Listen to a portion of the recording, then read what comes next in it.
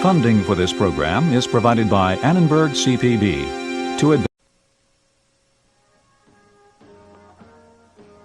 No primeiro século antes de Cristo, a República Romana foi levada à guerra civil. Poderosos generais e seus exércitos particulares lutaram pelo controle do Estado, até um homem sair-se vitorioso, o senhor absoluto do mundo mediterrâneo. O Império Romano, neste episódio de A Tradição Ocidental.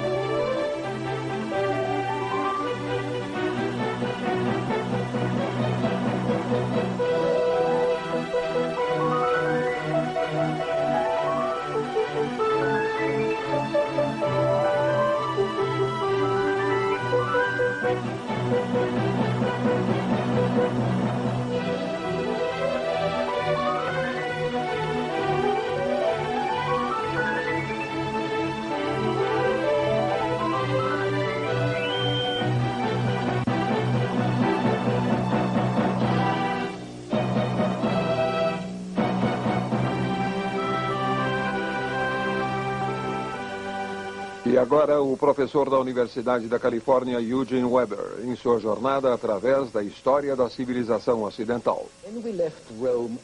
Quando saímos de Roma no final do século II a.C., ela era triunfante em sua crescente riqueza e poder. Mas, se você fosse um romano comum, teria muito com o que se preocupar. As guerras de expansão para a Grécia e Ásia representaram um pesado golpe contra os pequenos agricultores independentes, que eram a base do Estado romano. Os que foram para a guerra voltaram e encontraram suas fazendas arruinadas. E estes tiveram sorte. Muitos homens jamais voltaram. De volta para casa, não foi fácil aos sobreviventes restabelecer suas terras. O cereal barato fluía das províncias. As mesmas províncias que, ironicamente, os fazendeiros soldados haviam ajudado a conquistar. Com tanto grão disponível no mercado, os preços despencaram. A maior parte das terras era usada para outras funções, como criar gado ou plantar uvas ou azeitonas. Isto era mais barato e podia ser feito numa área maior, por escravos, o que havia em grande número e oferecia um trabalho pesado em troca de mera subsistência. A família de agricultores não podia competir. Os ricos, que tinham capital para comprar as pequenas fazendas, ficaram mais ricos, enquanto os agricultores ficaram mais pobres, e muitos deles venderam suas terras para os grandes proprietários rurais.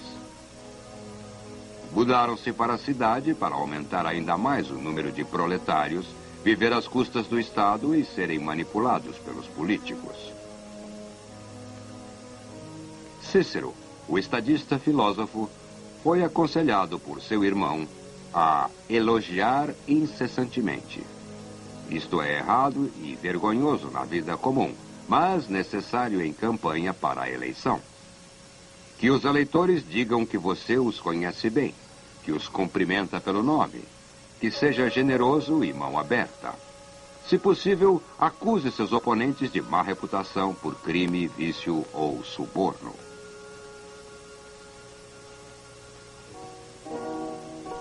E assim, no final do século II a.C., a inquietação social havia se tornado um grande problema. As massas estavam marginalizadas e carentes, enquanto os ricos tentavam tirar vantagens delas o máximo possível, e isto incluía o Senado conservador, que era indiferente à sua situação. Os pobres de Roma tinham poucas opções políticas.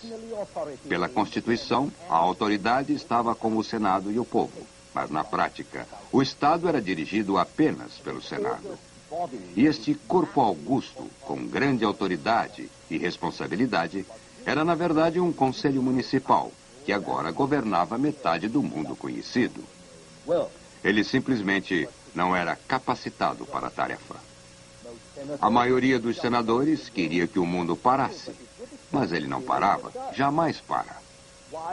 Enquanto os senadores cuidavam de problemas externos, simplesmente jogando soldados onde necessário, os problemas sociais e econômicos estavam além de suas atribuições. Em 133 a.C., Tibério Graco, o nobre neto do homem que derrotou Aníbal, tomou para si a causa dos pobres. Ele tentou limitar o tamanho das grandes fazendas e oferecer terra para os sem terra, mas foi assassinado por um grupo de senadores conservadores e seus seguidores, espancado até a morte com cadeiras. Seu irmão, Caio Graco, tentou continuar seu trabalho, mas também foi assassinado. Parecia que o Senado, com sua determinação de manter o status quo, havia triunfado. Mas, na verdade, a paisagem política havia sido modificada pelos irmãos Graco e seus seguidores. Pela primeira vez na história romana, um partido popular havia crescido para desafiar a autoridade do Senado. Mas este não foi um golpe em favor da democracia, como seria de se esperar. Ao contrário, a situação foi perfeita para homens como Júlio César, que sabiam como usar e manipular a agitação social em benefício de suas carreiras. César foi um dos admiráveis generais que também eram políticos. Homens que uniam a política ao exército no primeiro século antes de Cristo. Mário, Sila, Pompeu e César. Todos foram ditadores em nome do povo ou do Senado e da chamada tradição. Não parecia importar muito qual. O primeiro século antes de Cristo foi uma época sangrenta de tramas e rivalidades entre os homens poderosos demais para serem impedidos, mas não poderosos o bastante para impedir que outros seguissem seus passos. Com o apoio do exército, marchavam para Roma em época de crise e forçavam o Senado a conceder-lhes poderes extraordinários para trazer ordem e estabilidade ao Estado. Eliminavam então seus inimigos da melhor maneira que podiam, abrindo uma era de assassinatos políticos que duraria vários séculos e encheria os livros de história com um fascinante derramamento de sangue. Os generais também tornaram-se homens muito ricos.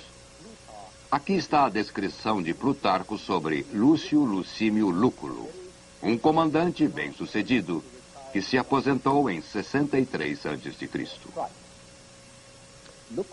A vida de Lúculo nos mostra, no início, atos políticos e comandos militares. E no final, festanças de bebidas e banquetes, e o que eram praticamente orgias, corridas, tudo de muita frivolidade. Pois considero frivolidade seus edifícios suntuosos, pórticos e banhos, e ainda mais suas pinturas e estátuas. Sabem, ele não gosta da ausência de grávidas. Uma vez, quando jantava sozinho, ficou nervoso, pois apenas um prato modesto fora preparado e chamou o escravo responsável. Quando o escravo disse que não achava necessário haver algo caro por não haver convidados, Lúculo disse: "O quê? Não sabes que hoje Lúculo janta com Lúculo?"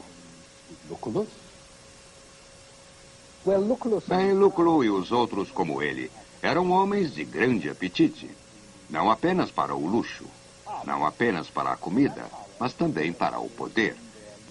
E esse poder estava em suas legiões. Tal força foi possível graças ao general Mário, que em 107 a.C.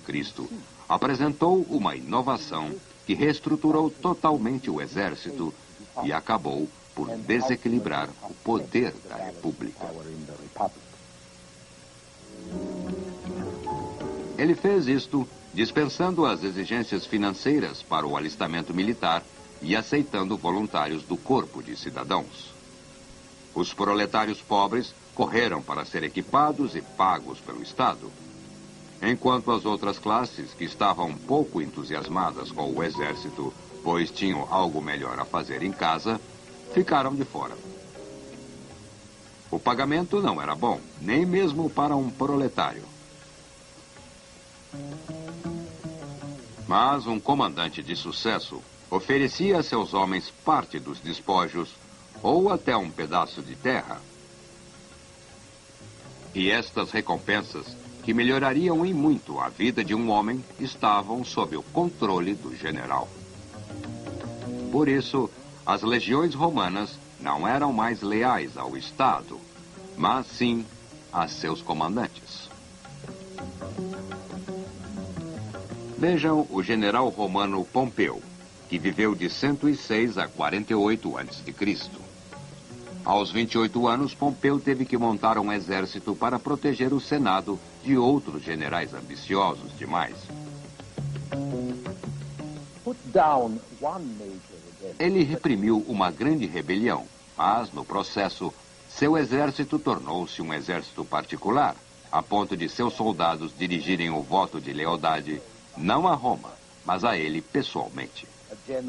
Um general com o apoio de tal exército poderia dominar ou intimidar o Senado, a dar-lhe outros comandos e honras. E daí era um pequeno passo para usar seu poder, afastar os senadores e legalizar seu mandato no Estado também. Foi isto que aconteceu com Pompeu e vários outros, até tornar-se claro para todos os romanos que os dias da República estavam contados.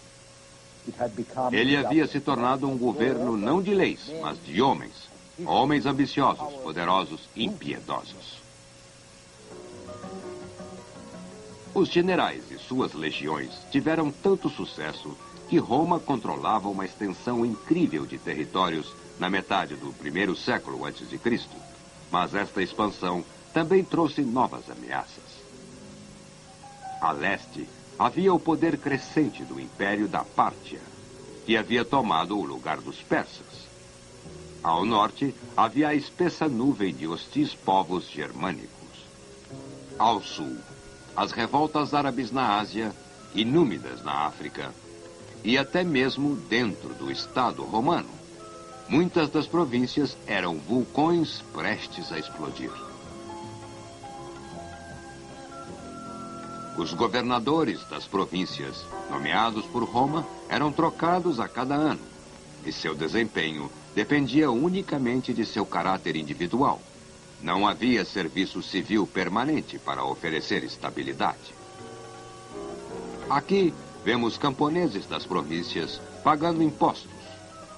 Estes eram a principal fonte de renda para Roma, e a coleta de impostos era invariavelmente dirigida a associações de capitalistas romanos, que pagavam ao Estado apenas uma fração do que haviam obtido dos nativos. Algo tinha que mudar, mas o quê? As reformas necessárias não podiam vir do Senado, pois ele era muito conservador e estava perdendo o controle. E as reformas não poderiam vir de radicais, já que tinham todo o interesse demagogo no poder. E muitos romanos começaram a pensar que a República deveria ser substituída por um único soberano. A pergunta era, quem seria este soberano? Pois nas condições caóticas do primeiro século antes de Cristo, muitos dos grandes homens se enfrentaram, cada um com seu exército, cada um dizendo lutar por Roma, cada um tentando manter o controle.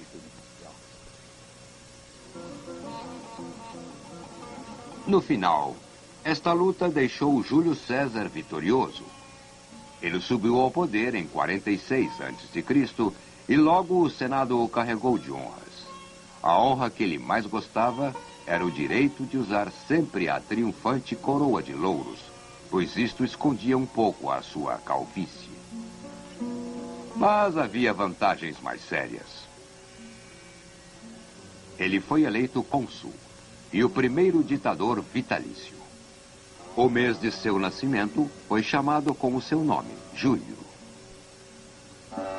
E recebeu o título de imperador, que significava simplesmente general vitorioso, mas que passou a ter o significado atual, imperador, líder, soberano. César não viveu muito para desfrutar seu poder. Após 2 anos de ditadura, ele foi assassinado no Senado em 44 a.C. por homens que não queriam ver a República morrer tão fácil. Mas a República estava condenada, apesar dos esforços dos senadores. Houve outro período de anarquia e lutas sangrentas antes que o sobrinho neto de Júlio César, Otávio, derrotasse seus inimigos e os de seu tio. Em 31 a.C., na Batalha de Actium, ele derrotou seu último rival sério, Marco Antônio, que havia se aliado à última rainha ptolomaica do Egito, Cleópatra. E assim, Otávio era agora mestre absoluto do império. Ele herdou todos os poderes de César e os aumentou. 4 anos após o Actium, o Senado lhe conferiu uma combinação de títulos militares e religiosos, Imperador Augusto. E assim, ele também teve o seu mês.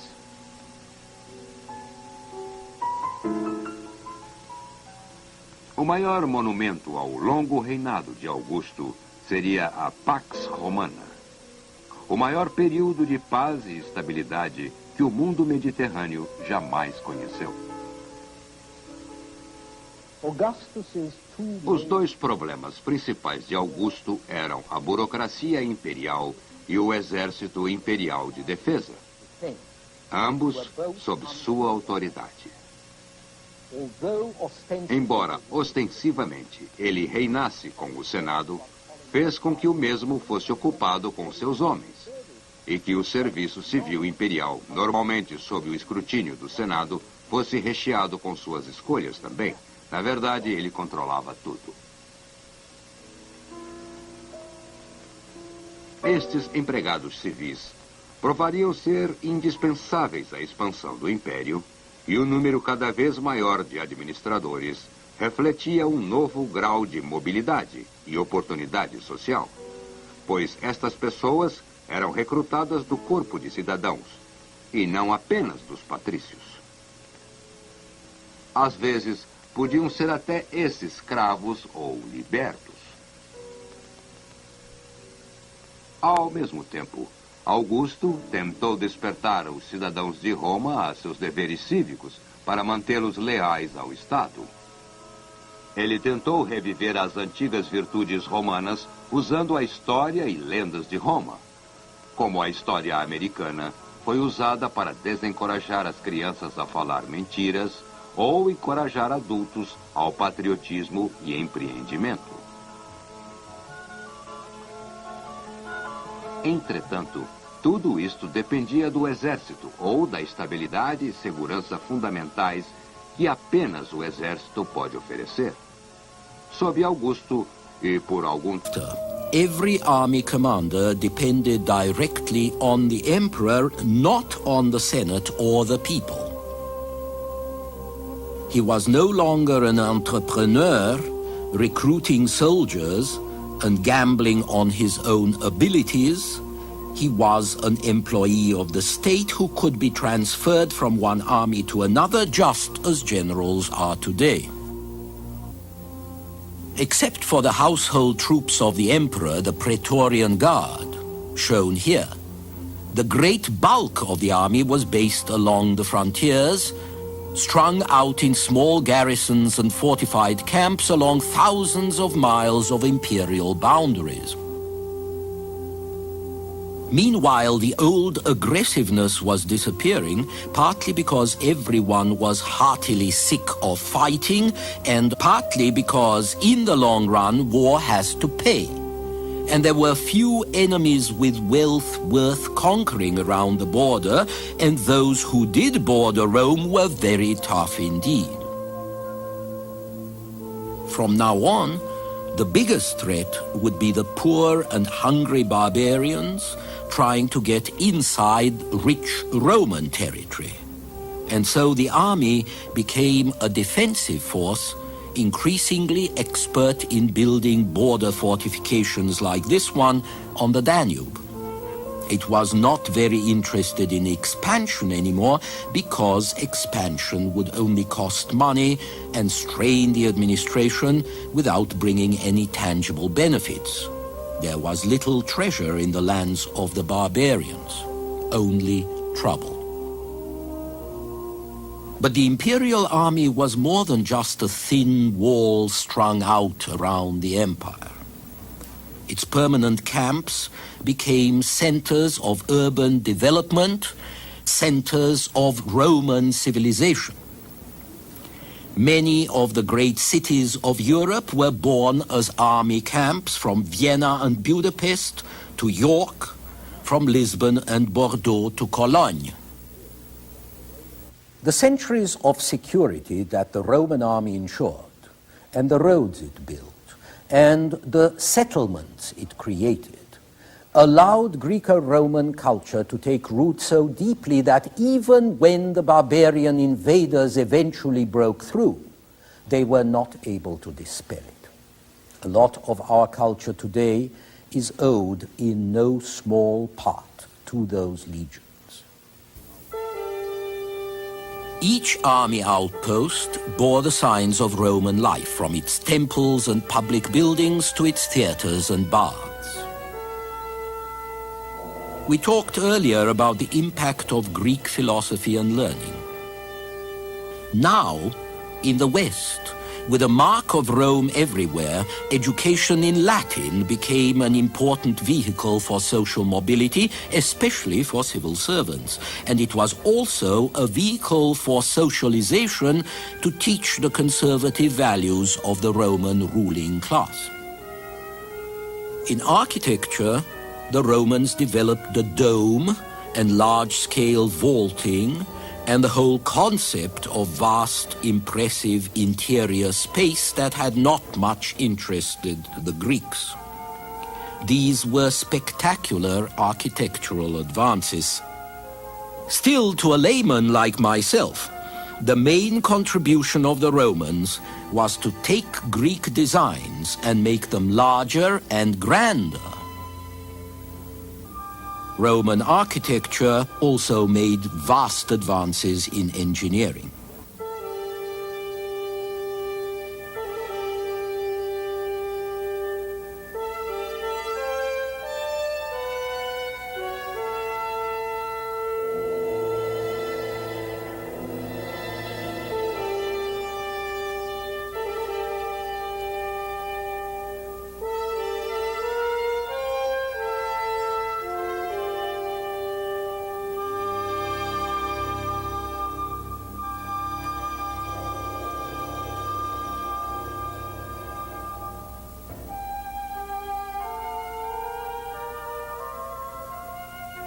Roman sculpture reflects Roman practicality. It brought a new realism to the Greek models, which Romans had been copying for centuries. You can see it especially in the portrait busts of the emperors, which were to be found in every corner of the empire. Augustus and his Pax Romana preserved the Roman or Greco-Roman tradition. Without him, Rome would have lost her conquests one by one and seen them relapse into barbarism or degenerate into petty tyrannies. The barbarians of the east and the north would have invaded Roman territories centuries before they did. A parochial Rome would certainly have been destroyed by civil war, and the great institutions of Hellas would have been choked by debris instead of being carried forward by conscientious Roman students. And when Christianity came in during the 1st century AD, this imperial Roman tradition, which the reforms and the will of Augustus had made possible, would profoundly influence the organization and the thinking of the church. The imperial tradition would Romanize Christianity, would help make it the great organized, centralized, bureaucratized institution it eventually became, quite literally the Church of Rome, as we shall see next time.